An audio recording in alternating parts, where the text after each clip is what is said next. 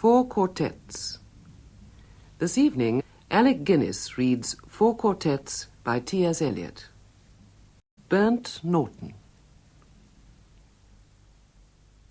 Time present and time past are both perhaps present in time future, and time future contained in time past.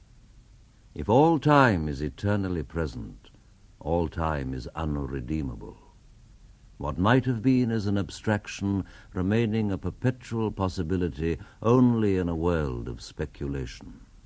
What might have been and what has been point to one end, which is always present. Footfalls echo in the memory, down the passage which we did not take, towards the door we never opened, into the rose garden. My words echo thus in your mind. But to what purpose disturbing the dust on a bowl of rose leaves, I do not know. Other echoes inhabit the garden. Shall we follow? Quick, said the bird, find them, round the corner. Through the first gate, into our first world, shall we follow the deception of the thrush? Into our first world. There they were, dignified, invisible, moving without pressure over the dead leaves in the autumn heat, through the vibrant air, and the bird called in response to the unheard music hidden in the shrubbery, and the unseen eye-beam crossed, for the roses had the look of flowers that are looked at. There they were as our guests, accepted and accepting. So we moved, and they, in a formal pattern, along the empty alley into the box circle, to look down into the drained pool. Dry, the pool, dry concrete, brown-edged, and the pool was filled with water out of sunlight, and the lotus rose quietly, the surface glittered out of heart of light, and they were behind us, reflected in the pool. Then a cloud passed, and the pool was empty. Go, said the bird, for the leaves were full of children, hidden excitedly, containing laughter. Go, go, go, said the bird. Humankind cannot bear very much reality. Time past and time future, what might have been and what has been, point to one end, which is always present. Garlic and sapphires in the mud clot the bedded axle tree. The trilling wire in the blood sings below inveterate scars, appeasing long-forgotten wars. The dance along the artery, the circulation of the lymph, are figured in the drift of stars, ascend to summer in the tree.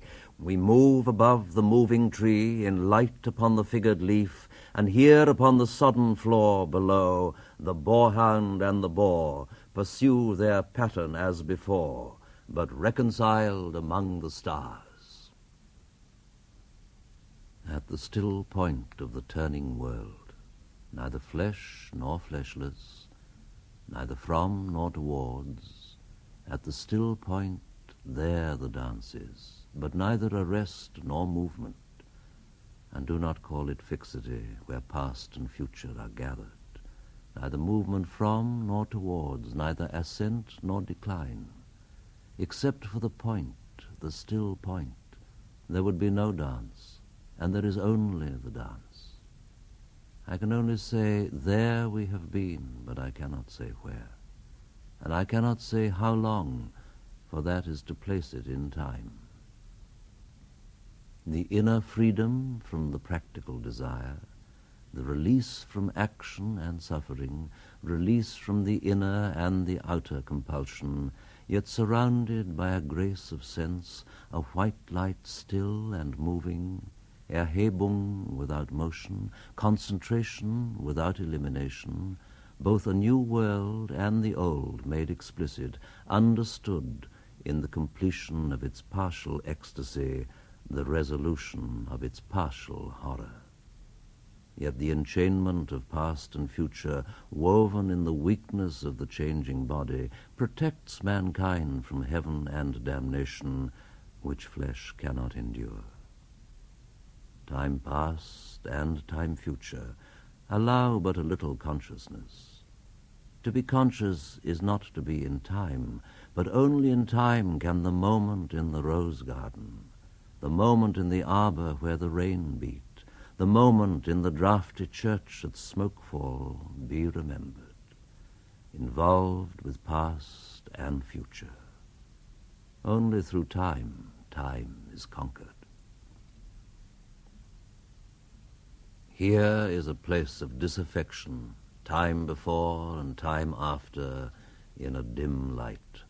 Neither daylight, investing form with lucid stillness, turning shadow into transient beauty, with slow rotation suggesting permanence, nor darkness to purify the soul, emptying the sensual with deprivation, cleansing affection from the temporal. Neither plenitude nor vacancy, only a flicker over the strained, time-ridden faces, distracted from distraction, by distraction, filled with fancies and empty of meaning, tumid apathy with no concentration, men and bits of paper whirled by the cold wind that blows before and after time, wind in and out of unwholesome lungs, time before and time after, eructation of unhealthy souls into the faded air, the torpid, driven on the wind that sweeps the gloomy hills of London, Hampstead and Clerkenwell, Camden and Putney, Highgate, Primrose and Ludgate. Not here the darkness in this twittering world. Descend lower, descend only into the world of perpetual solitude. World not world, but that which is not world, internal darkness, deprivation and destitution of all property, desiccation of the world of sense, evacuation of the world of fancy, inoperancy of the world of spirit. This is the one way, and the other is the same, not in movement, but abstention from movement, while the world moves in appetency on its metalled ways of time past and time future.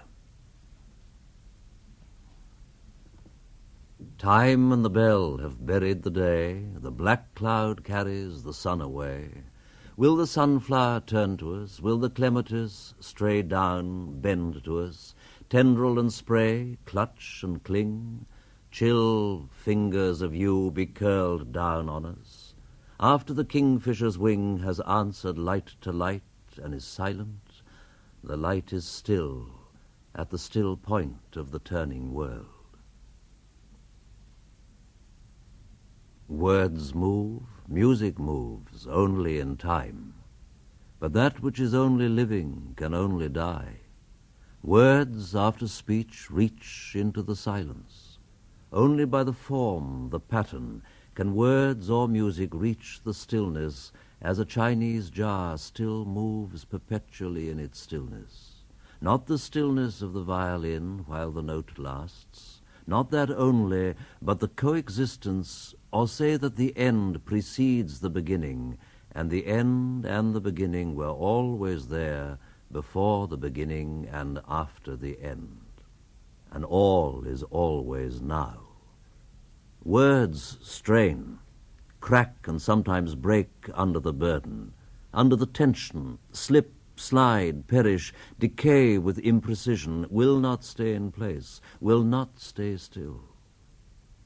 Shrieking voices, scolding, mocking, or merely chattering, always assail them. The word in the desert is most attacked by voices of temptation, the crying shadow in the funeral dance, the loud lament of the disconsolate chimera.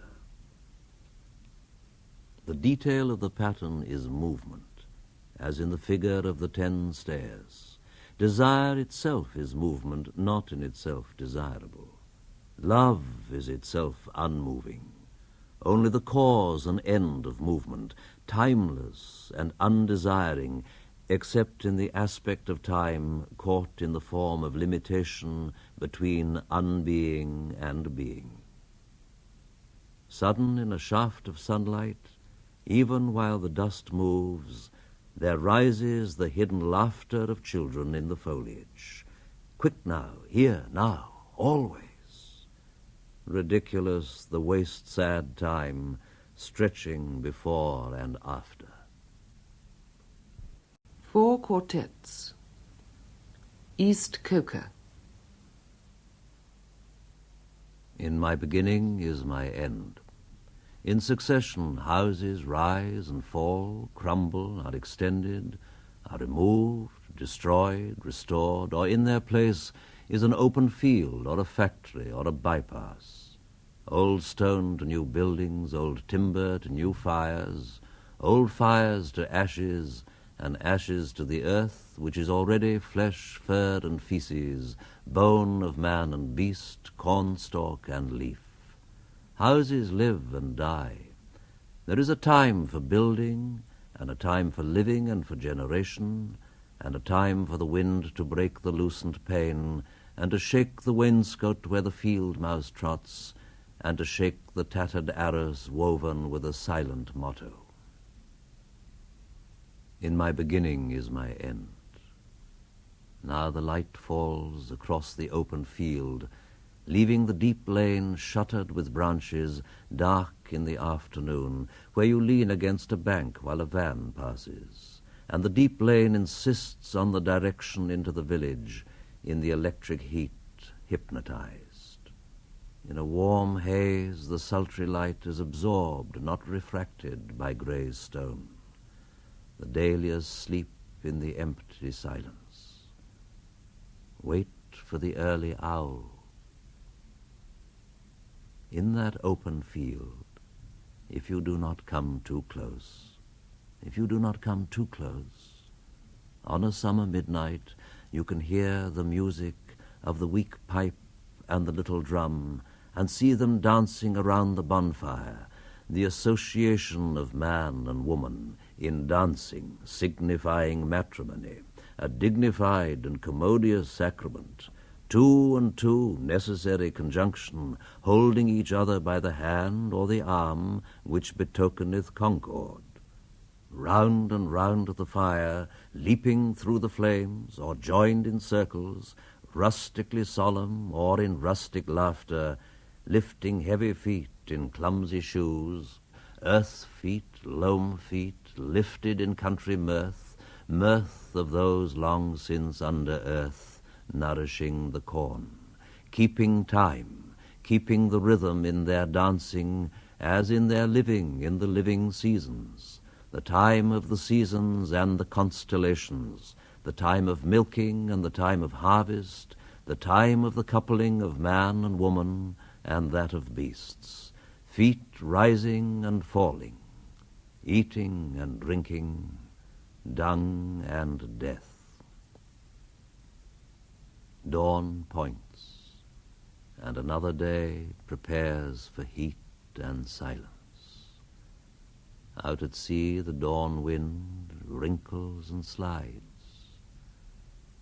I am here or there or elsewhere, in my beginning.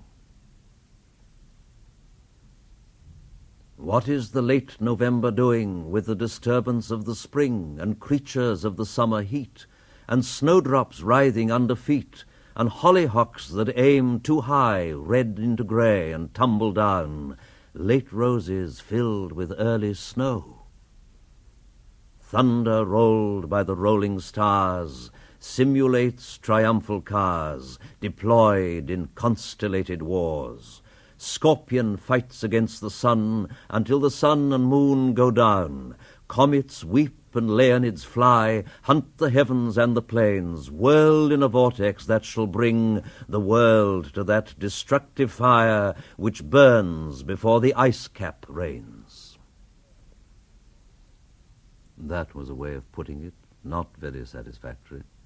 a periphrastic study in a worn-out poetical fashion, leaving one still with the intolerable wrestle with words and meanings. The poetry does not matter. It was not, to start again, what one had expected. What was to be the value of the long-looked forward to, long-hoped-for calm, the autumnal serenity and the wisdom of age? Had they deceived us or deceived themselves, the quiet-voiced elders, bequeathing us merely a receipt for deceit? The serenity only a deliberate habitude, the wisdom only the knowledge of dead secrets, useless in the darkness into which they peered or from which they turned their eyes.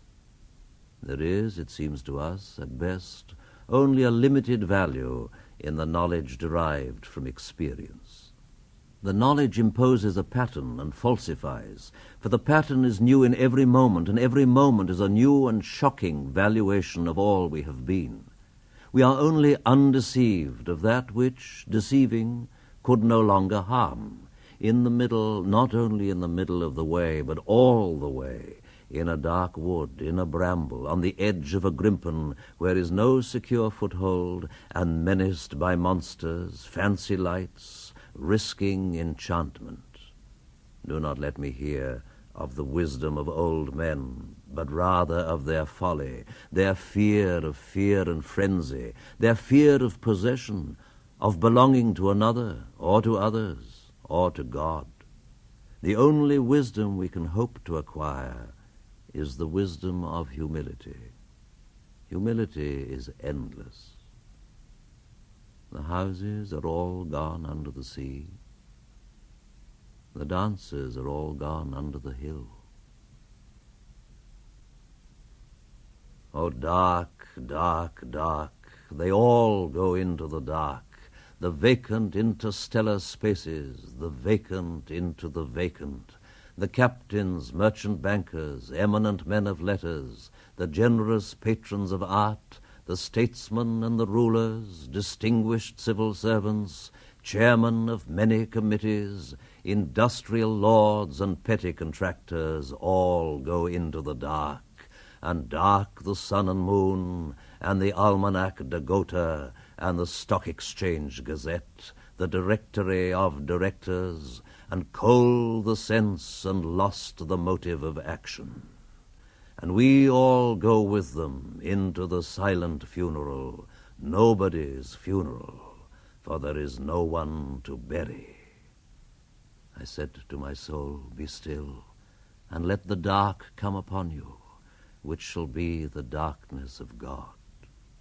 As in a theatre, the lights are extinguished for the scene to be changed, with a hollow rumble of wings, with a movement of darkness on darkness, and we know that the hills and the trees, the distant panorama, and the bold, imposing facade are all being rolled away, or as when an underground train in the tube stops too long between stations, and the conversation rises and slowly fades into silence, and you see behind every face the mental emptiness deepen, leaving only the growing terror of nothing to think about, or when, under ether, the mind is conscious, but conscious of nothing.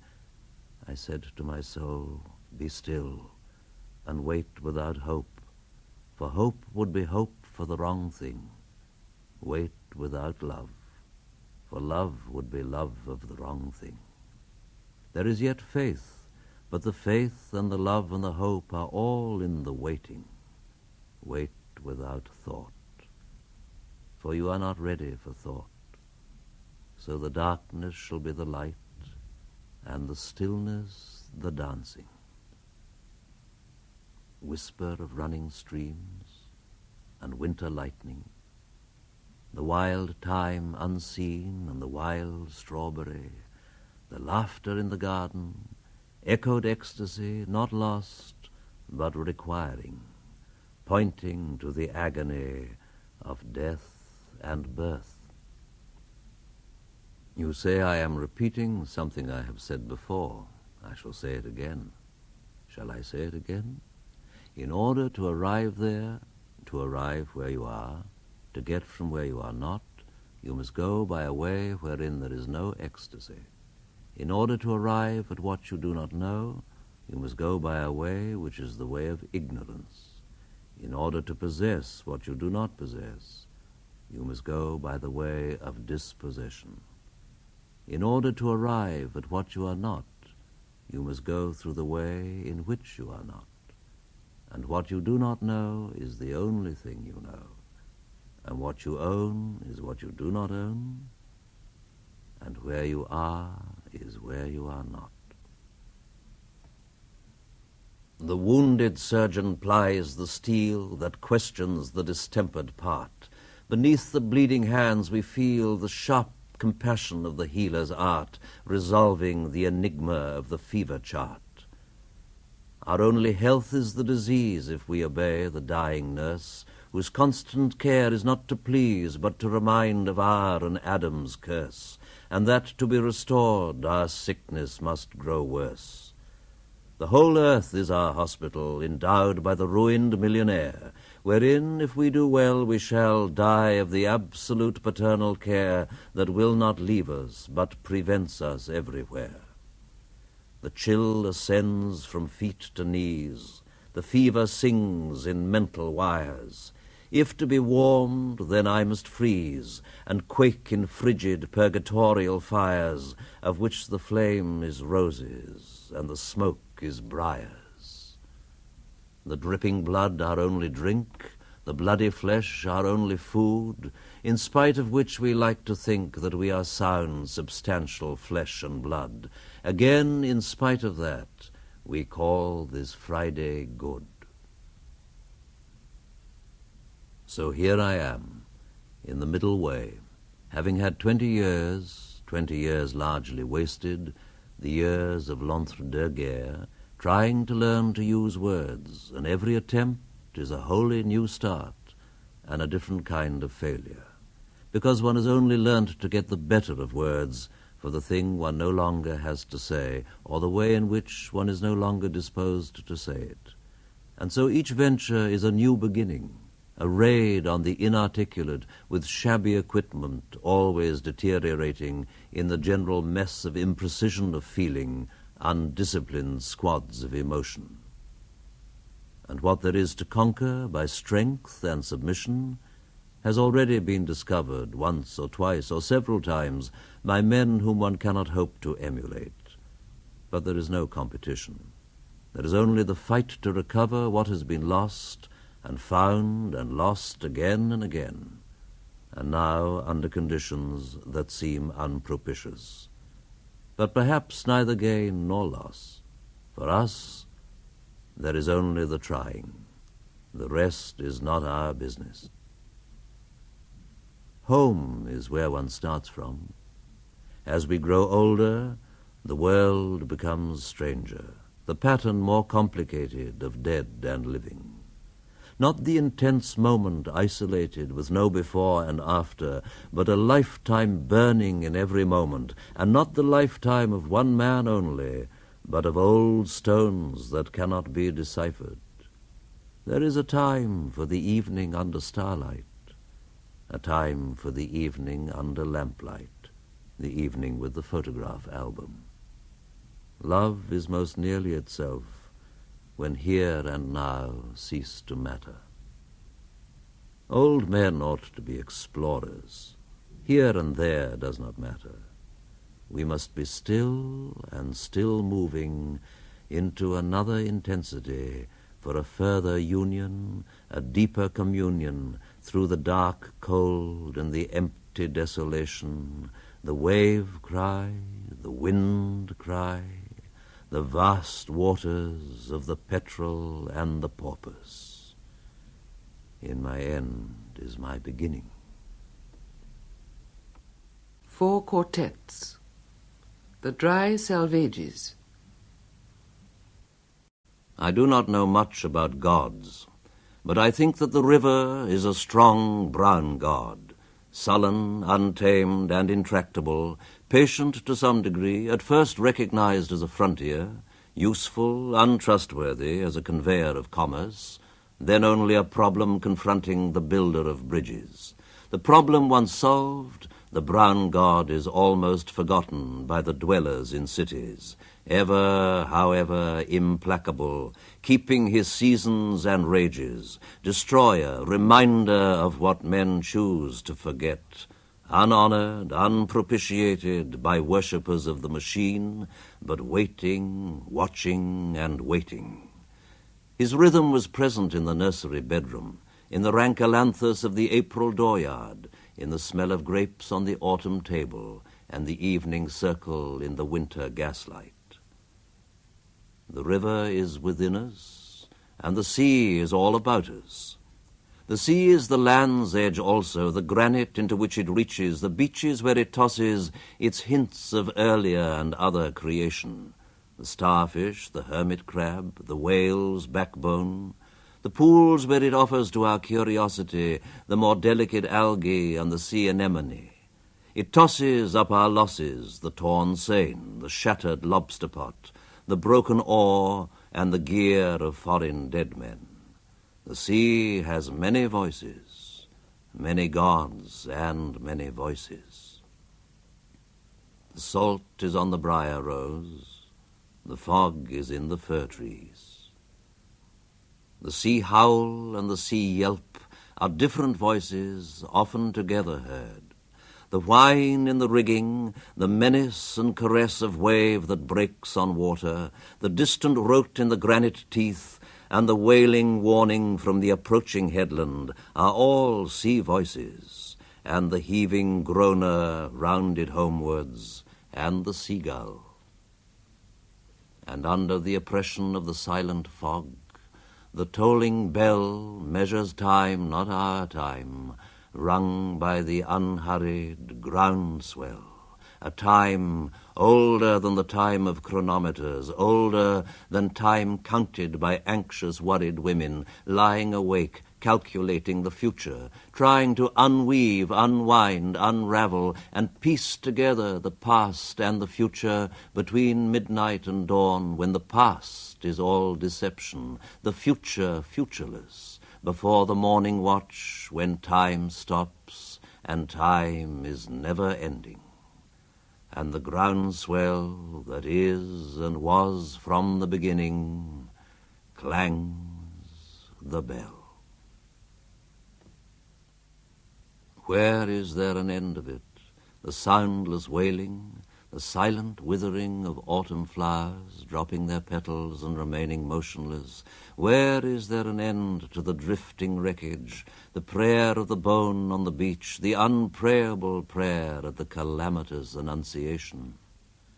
There is no end but addition, the trailing consequence of further days and hours, while emotion takes to itself the emotionless years of living among the breakage of what was believed in as the most reliable, and therefore the fittest for renunciation.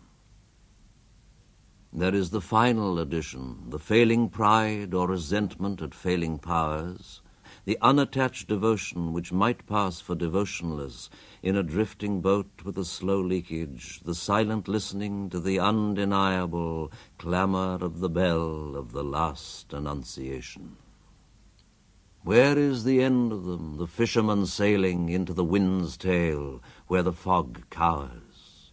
We cannot think of a time that is oceanless, or of an ocean not littered with wastage, or of a future that is not liable, like the past, to have no destination. We have to think of them as forever bailing, setting and hauling, while the northeast lowers over shallow banks unchanging and erosionless, or drawing their money, drying sails at dockage, not as making a trip that will be unpayable for a haul that will not bear examination. There is no end of it, the voiceless wailing, no end to the withering of withered flowers, to the movement of pain that is painless and motionless, to the drift of the sea and the drifting wreckage, the bone's prayer to death, its God. Only the hardly, barely prayable prayer of the one annunciation.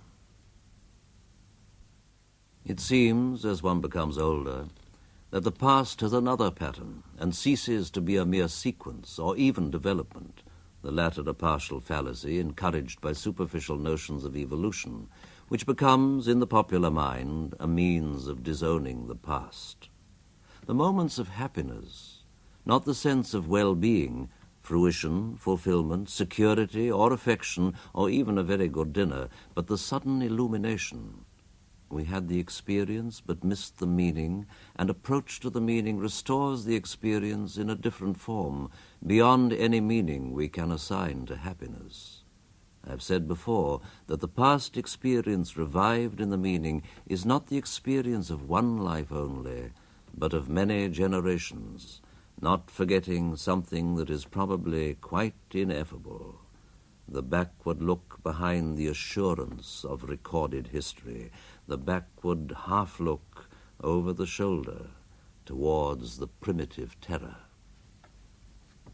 Now we come to discover that the moments of agony, whether or not due to misunderstanding, having hoped for the wrong things or dreaded the wrong things is not in question, are likewise permanent, with such permanence as time has. We appreciate this better in the agony of others, nearly experienced, involving ourselves, than in our own.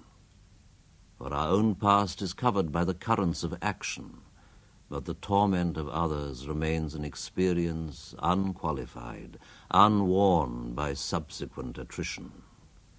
People change and smile, but the agony abides. Time the destroyer is time the preserver.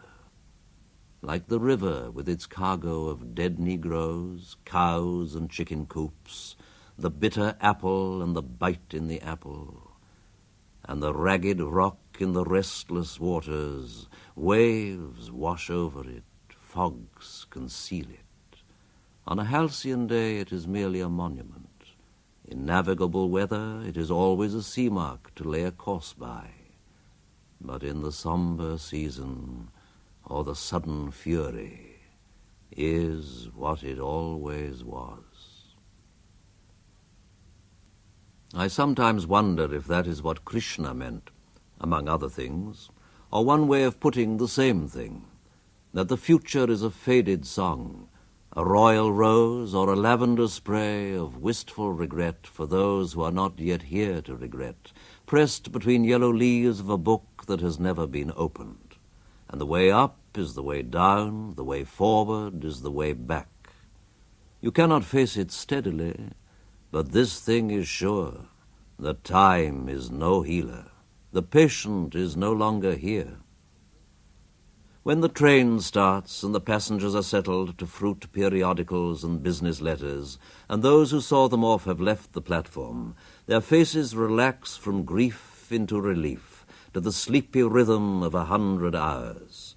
Fare forward, travellers, not escaping from the past into different lives or into any future. You are not the same people who left that station or who will arrive at any terminus while the narrowing rails slide together behind you.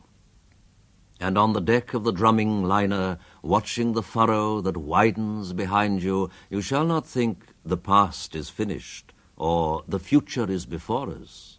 At nightfall, in the rigging and the aerial, is a voice descanting, though not to the ear, the murmuring shell of time, and not any language. Fare forward, you who think that you are voyaging. You are not those who saw the harbour receding, or those who will disembark. Here, between the hither and the farther shore, while time is withdrawn, consider the future and the past with an equal mind. At the moment which is not of action or inaction, you can receive this. On whatever sphere of being the mind of a man may be intent at the time of death, that is the one action, and the time of death is every moment, which shall fructify in the lives of others. And do not think of the fruit of action. Fare forward. O voyagers, O seamen, you who come to port, and you whose bodies will suffer the trial and judgment of the sea, or whatever event, this is your real destination. so Krishna, as when he admonished Arjuna on the field of battle. Not farewell, but fare forward, voyagers. Lady whose shrine stands on the promontory, pray for all those who are in ships, those whose business has to do with fish, and those concerned with every lawful traffic, and those who conduct them. Repeat a prayer also on behalf of women who have seen their sons or husbands setting forth and not returning. Figlia del tuo figlio, Queen of Heaven. Also pray for those who were in ships and ended their voyage on the sand, in the sea's lips, or in the dark throat which will not reject them, or wherever cannot reach them the sound of the sea bells, perpetual Angelus. To communicate with Mars, converse with spirits, to report the behavior of the sea monster, describe the horoscope, haruspicate or scry, observe disease in signatures, evoke biography from the wrinkles of the palm and tragedy from fingers, release omens by sortilege or tea leaves, riddle the inevitable with playing cards, fiddle with pentagrams or barbituric acids, or dissect the recurrent image into preconscious terrors, to explore the womb or tomb or dreams. All these are usual pastimes and drugs and features of the press, and always will be, some of them especially when there is distress of nations and perplexity, whether on the shores of Asia or in the Edgware Road. Men's curiosity searches past and future and clings to that dimension, but to apprehend the point of intersection of the timeless with time is an occupation for the saint. No occupation either, but something given and taken in a lifetime's death in love, ardor and selflessness and self-surrender. For most of us, there is only the unattended moment, the moment in and out of time, the distraction fit, lost in a shaft of sunlight, the wild time unseen, or the winter lightning, or the waterfall, or music heard so deeply that it is not heard at all, but you are the music while the music lasts. These are only hints and guesses, hints followed by guesses, and the rest is prayer, observance, discipline, thought, and action. The hint half guessed, the gift half understood, is incarnation. Here the impossible union of spheres of existence is actual. Here the past and future are conquered and reconciled, where action were otherwise movement of that which is only moved, and has in it no source of movement, driven by demonic chthonic powers. And right action is freedom from past and future also. For most of us, this is the aim never here to be realized, who are only undefeated because we have gone on trying. We content at the last, if our temporal reversion nourish, not too far from the yew tree, the life of significant soil. 4 Quartets. Little Gidding. Midwinter spring is its own season, sempiternal, though sodden towards sundown, suspended in time between pole and tropic. When the short day is brightest with frost and fire, the brief sun flames the ice on pond and ditches, in windless cold that is the heart's heat, reflecting in a watery mirror a glare that is blindness in the early afternoon. And glow more intense than blaze of branch or brazier stirs the dumb spirit. No wind but Pentecostal fire in the dark time of the year. Between melting and freezing the soul's sap quivers. There is no earth smell or smell of living thing. This is the springtime, but not in time's covenant. Now the hedgerow is blanched for an hour with transitory blossom of snow, a bloom more sudden than that of summer, neither budding nor fading, not in the scheme of generation. Where is the summer, the unimaginable zero summer? If you came this way, taking the route you would be likely to take, from the place you would be likely to come from, if you came this way in Maytime, you would find the hedges white again in May with voluptuous sweetness. It would be the same at the end of the journey, if you came at night like a broken king. If you came by day, not knowing what you came for, it would be the same when you leave the rough road and turn behind the pigsty to the dull facade and the tombstone. And what you thought you came for is only a shell, a husk of meaning, from which the purpose breaks only when it is fulfilled, if at all. Either you had no purpose, or the purpose is beyond the end you figured and is altered in fulfillment. There are other places which also are the world's end, some at the sea jaws, or over a dark lake, in a desert or a city, but this is the nearest in place and time, now and in England. If you came this way, taking any route, starting from anywhere, at any time or at any season, it would always be the same. You would have to put off sense and notion. You are not here to verify, instruct yourself, or inform curiosity, or carry report. You are here to kneel where prayer has been valid. And prayer is more than an order of words, the conscious occupation of the praying mind, or the sound of the voice praying. And what the dead had no speech for when living, they can tell you, being dead. The communication of the dead is tongued with fire beyond the language of the living. Here, the intersection of the timeless moment is England and nowhere, never and always. Ash on an old man's sleeve is all the ash the burnt roses leave. Dust in the air suspended marks the place where a story ended. Dust inbreathed was a house, the wall, the wainscot, and the mouse, the death of hope and despair. This is the death of air. There are flood and drouth over the eyes and in the mouth, dead water and dead sand contending for the upper hand. The parched eviscerate soil gapes at the vanity of toil, laughs without mirth. This is the death of earth. Water and fire succeed the town, the pasture, and the weed. Water and fire deride the sacrifice that we denied. Water and fire shall rot the marred foundations we forgot of sanctuary and choir. This is the death of water and fire.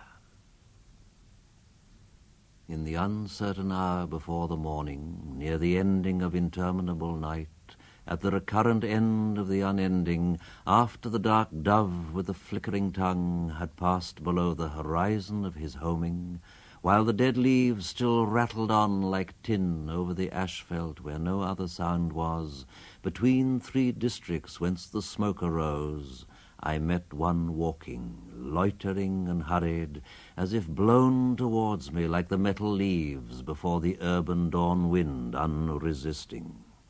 And as I fixed upon the down-turned face, that pointed scrutiny with which we challenge the first-met stranger in the waning dusk, I caught the sudden look of some dead master whom I had known, forgotten, half recalled, both one and many, in the brown-baked features, the eyes of a familiar compound ghost, both intimate and unidentifiable. So I assumed a double part and cried, and heard another's voice cry, "What, are you here?" Although we were not. I was still the same, knowing myself, yet being someone other, and he a face still forming. Yet the words sufficed, to compel the recognition they preceded, and so compliant to the common wind, too strange to each other for misunderstanding, in concord at this intersection time of meeting nowhere, no before and after, we trod the pavement in a dead patrol. I said, "The wonder that I feel is easy, yet ease is cause of wonder. Therefore speak. I may not comprehend, may not remember." And he, "I am not eager to rehearse my thought and theory which you have forgotten. These things have served their purpose, let them be. So with your own, and pray they be forgiven by others, as I pray you to forgive both bad and good. Last season's fruit is eaten, and the full-fed beast shall kick the empty pail. For last year's words belong to last year's language, and next year's words await another voice. But as the passage now presents no hindrance to the spirit unappeased and peregrine, between two worlds become much like each other, so I find words I never thought to speak, in streets I never thought I should revisit, when I left my body on a distant shore. Since our concern was speech, and speech impelled us to purify the dialect of the tribe and urge the mind to aftersight and foresight, let me disclose the gifts reserved for age, to set a crown upon your lifetime's effort. First, the cold friction of expiring sense without enchantment, offering no promise but bitter tastelessness of shadow fruit as body and soul begin to fall asunder. Second, the conscious impotence of rage at human folly, and the laceration of laughter at what ceases to amuse. And last, the rending pain of reenactment of all that you have done and been, the shame of motives late revealed, and the awareness of things ill done and done to others' harm, which once you took for exercise of virtue. Then fool's approval stings, and honor stains. From wrong to wrong the exasperated spirit proceeds, unless restored by that refining fire, where you must move in measure like a dancer. The day was breaking. In the disfigured street he left me with a kind of valediction, and faded on the blowing of the horn.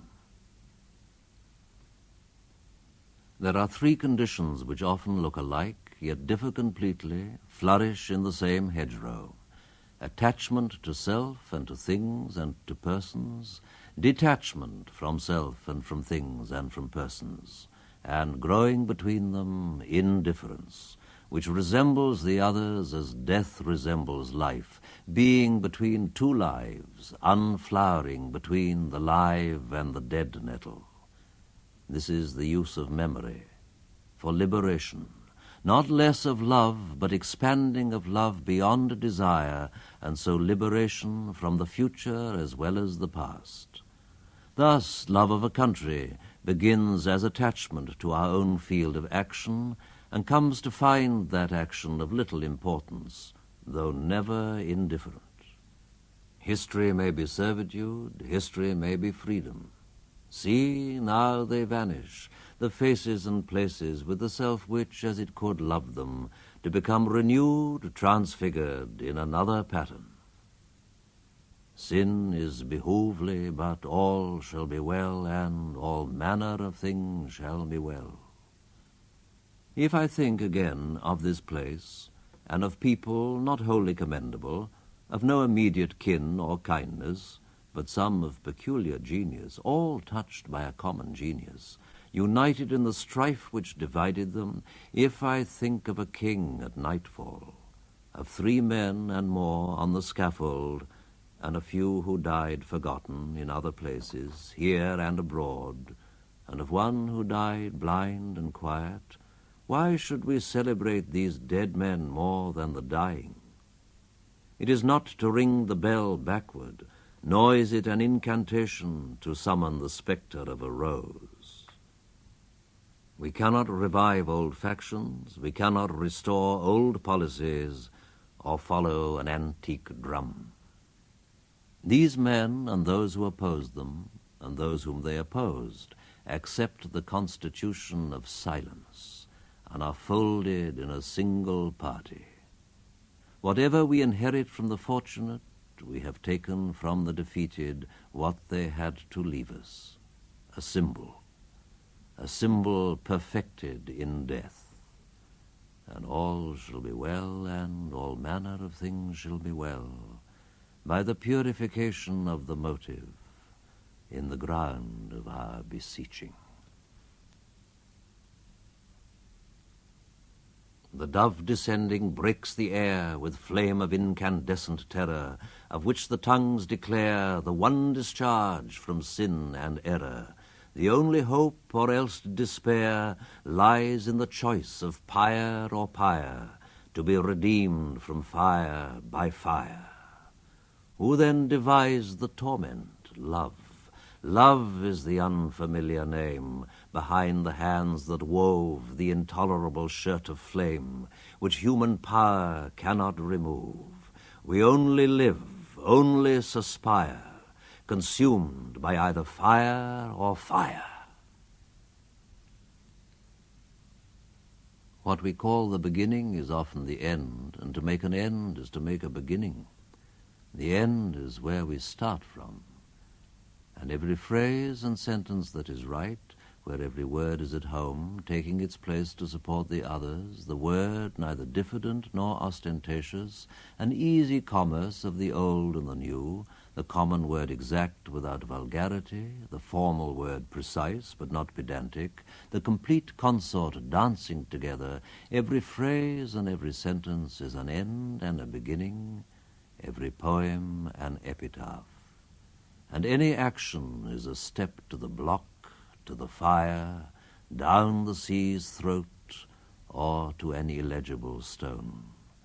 And that is where we start. We die with the dying. See, they depart, and we go with them. We are born with the dead. See, they return, and bring us with them. The moment of the rose and the moment of the yew tree are of equal duration. A people without history is not redeemed from time, for history is a pattern of timeless moments. So, while the light fails on a winter's afternoon, in a secluded chapel, history is now and England. With the drawing of this love and the voice of this calling, we shall not cease from exploration, and the end of all our exploring will be to arrive where we started and know the place for the first time. Through the unknown, remembered gate, when the last of earth left to discover is that which was the beginning, at the source of the longest river, the voice of the hidden waterfall, and the children in the apple tree, not known because not looked for, but heard, half heard, in the stillness between two waves of the sea. Quick now, here, now, always. A condition of complete simplicity, costing not less than everything. And all shall be well, and all manner of things shall be well, when the tongues of flame are infolded into the crowned knot of fire, and the fire and the rose are one.